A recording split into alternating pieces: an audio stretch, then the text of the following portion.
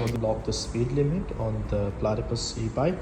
So for now, when we try to use the accelerator, it is only going to 5.8 km per hour.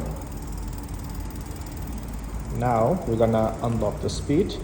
To unlock the speed, you just need to, so there's a plus button and the minus button. So we need to press them together and keep holding them until you see P. So we can change the P from this power button. So just press, we go to P1, P2, P3, P4, P5. So these are all P settings. The speed setting is P4.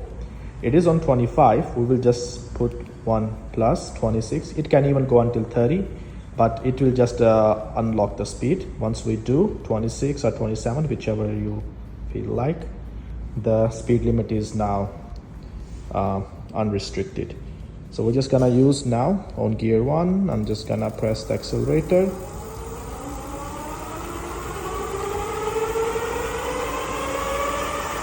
I'm just going on 40.9. So that's how you unlimit the speed limit.